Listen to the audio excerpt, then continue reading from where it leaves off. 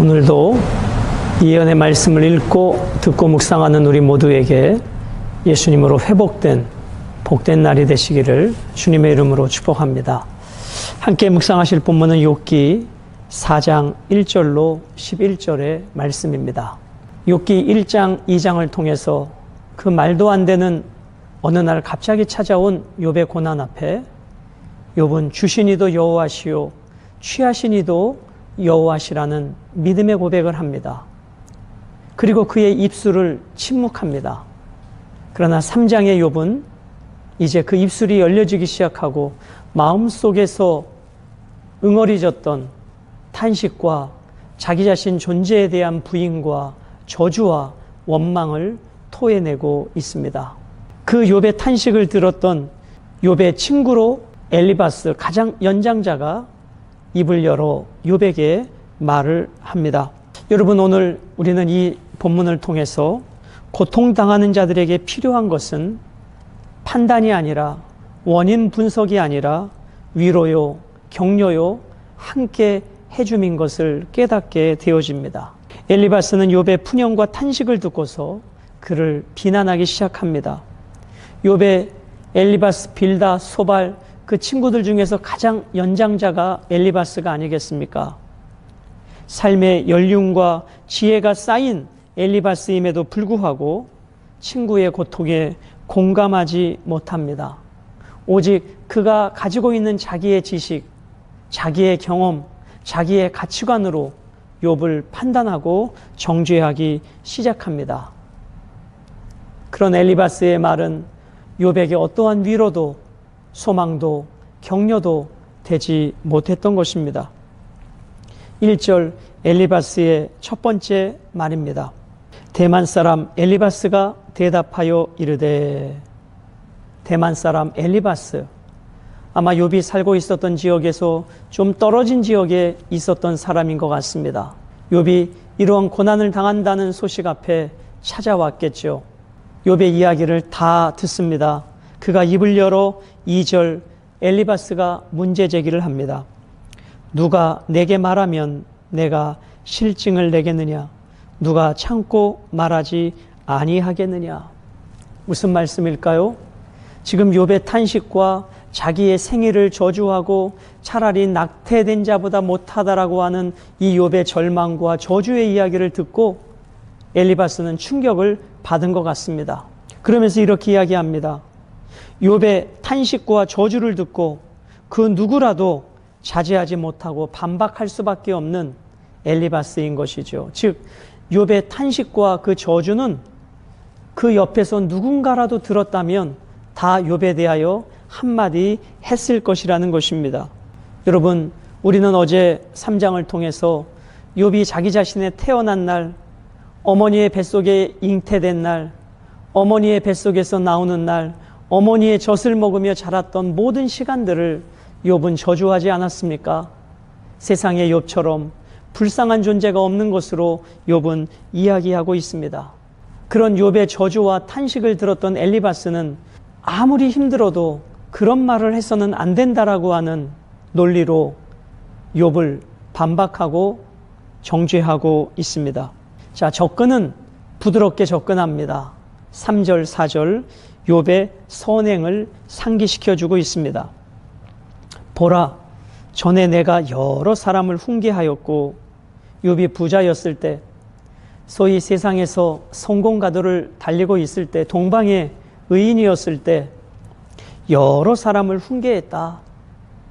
욥은 인생의 선배로, 삶의 지혜자로 고난당하는 자에게, 슬퍼하는 자에게, 낙담하는 자에게, 잘못된 길을 가는 자에게 훈계를 하였습니다. 그것을 엘리바스가 이야기합니다. 너가 전에 성공가도를 갈릴 때 여러 사람들을 그렇게 훈계하지 않았냐? 구체적으로 말합니다. 손이 늘어진 자를 강하게 하였고, 넘어진 자를 말로 붙들어 주었고, 무릎이 약한 자를 강하게 하였다. 자, 그들에게 일어나십시오, 용기 내십시오, 그 삶에서 벗어나십시오, 이렇게 다양한 사람들을 욥이 격려하고 위로하고 책망하였는데, 막상 욥 너 자신이 그런 고난을 겪고 나니 저주에, 하나님을 원망해, 차라리 태어나지 않았으면 좋았다라고 말하는 욥의 그 말이 엘리바스에게는 이중인격자처럼 느껴졌다는 것입니다. 사랑하는 여러분, 지금 욥이 한때 누군가가 도움을 주어야 될 그때 욥은 그들에게 위로했고 격려했고 힘을 주는 자였습니다. 그런데 욥이 막상 그러한 위치, 아니 그들보다 더 처참한 위치에 되어지자 욥의 본능이 드러나고 말았습니다. 그렇습니다, 여러분. 이것이 인간의 죄성입니다. 욥이 비록 죄로 인하여 이 고난을 당한 것은 아니지만 이 고난을 통해서 욥도 별 수 없는 우리와 똑같은 죄인인 것을 욥을 통해 우리는 만나게 됩니다.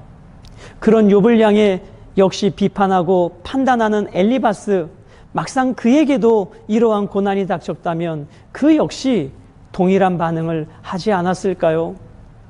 그러므로 여러분, 우리는 고난당하는 자에게 비난하고 판단하고 정죄해서는 안 될 것입니다. 마치 나는 그 사람보다 더 대단한 사람인 것처럼 그렇게 생각해서는 안 된다는 것이죠. 욥도 한때는 그렇게 여러 사람을 훈계했습니다. 약한 자들을 일으켜 주었습니다. 그런데 정작 본인이 그 고난의 현실에 있어 보니 저들이 힘들 때 격려했던 그 격려가 자기 자신에게는 해당되지 않았다는 것입니다. 여러분, 여기 3절에 보면 훈계하였다. 훈계라고 하는 단어는 규율을 지키게 하다. 마치 부모가 자녀를 올바른 길로 인도하듯 욥이 사람들이 도덕적으로 신앙적으로 잘못된 길을 갈 때 훈계하여 바른 길로 인도했었다라는 것입니다. 이제 욥이 고난 앞에 잘못된 길로 갈 때 엘리바스가 그런 역할을 하겠다라고 지금 나서고 있는 것이죠. 5절과 6절은 욥의 현재의 모습입니다. 과거에 어렵고 힘든 사람을 도와주었던 욥, 너가 지금 너의 모습은 어떠니? 이런 내용이죠. 5절 6절. 이제 이 일이 내게 이름에 내가 힘들어하고 이 일이 내게 닥침에 내가 놀라는구나. 놀라다, 동요하다, 무서워하다. 엘리바스는 욥을 조롱하고 있습니다. 너가 한때는 다른 사람들을 위로하지 않았니? 그런데 지금 너가 그 현실이 되니까 지금 너가 하는 태도가 이게 뭐니? 엘리바스는 제3자적 입장에서 욥의 심정과 감정을 헤아리지 못하고 이성과 논리적으로만 접근하고 있는 것입니다. 6절, 내 경외함이 내 자랑이 아니냐, 내 소망이 내 온전한 길이 아니냐. 이 고난을 당하기 전에 욥은 경건한 자였습니다. 그렇게 인정받는 자였습니다. 그것이 욥의 자랑이었습니다. 그런데 지금 고난 앞에 너의 그 경외함이, 하나님을 향한 신앙이 어디 있느냐라는 것입니다. 7절, 행위 회복의 원리에 따른 삶에 대하여 말씀합니다. 생각하여 보라. 죄 없이 망한 자가 누구인가? 정직한 자의 끊어짐이 어디 있는가? 욥, 한번 잘 생각해 봐. 너가 경건하게 살았다면, 진실로 경건하게 살았다면 어떻게 이런 고난이 찾아올 수 있지? 너가 뭔가 하나님 앞에 죄를 지었기 때문에 이런 고난이 온 거야. 하나님은 심은 대로 거두게 하시는 분이잖아. 욥, 너 자신을 좀 돌아봐. 너가 회개할 것 철저히 회개해. 이런 내용인 것입니다. 8절과 9절은 심은 대로 거둔다는 자연의 법칙을 욥에게 적용하고 있습니다.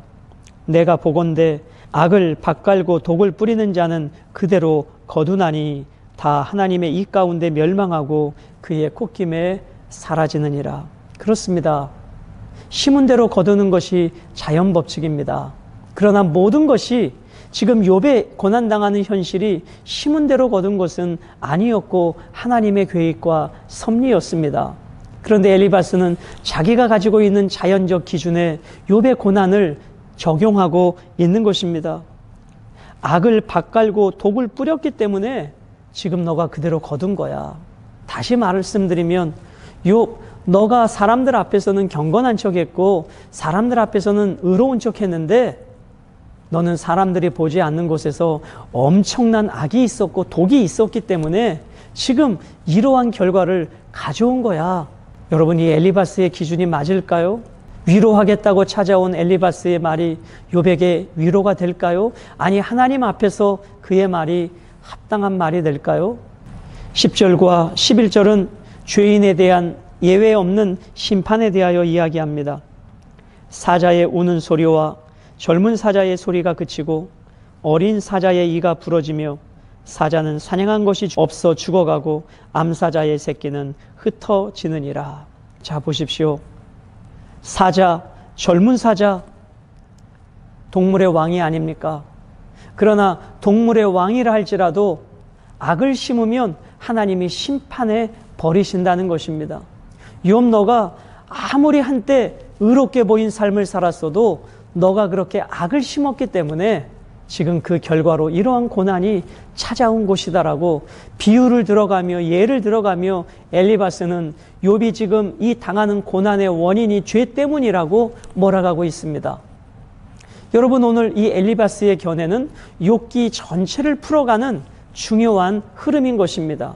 인과응보, 모든 것을 인과응보로 보고 있습니다. 너가 경건한 것 같지만 뒤로는 엄청난 죄를 졌길래 하나님께서 이 말도 안 되는 고난을 허락하신 거 아니니? 하나님이 심판하신 것 아니니? 그러므로 욥 회개해. 이것이 엘리바스의 견해였습니다. 그러나 우리는 욥의 내용을 알고 있죠.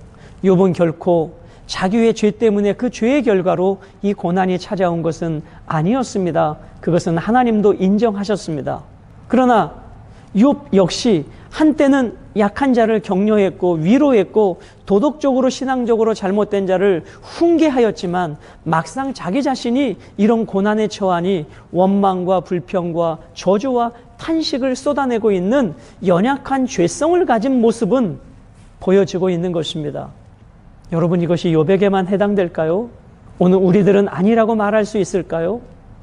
그러므로 성경은 이렇게 말씀합니다. 선질로 생각한 자 넘어질까 조심하라고 말이죠. 사랑하는 여러분, 고난당하는 자에게 필요한 것은 논리와 이성이 아닙니다. 위로와 공감입니다. 함께 아파해 주는 것입니다. 엘리바스는 논리적인 것 같고 이론적인 것 같고 경험적으로 이야기하지만 그의 말에는 사랑이 느껴지지 않습니다.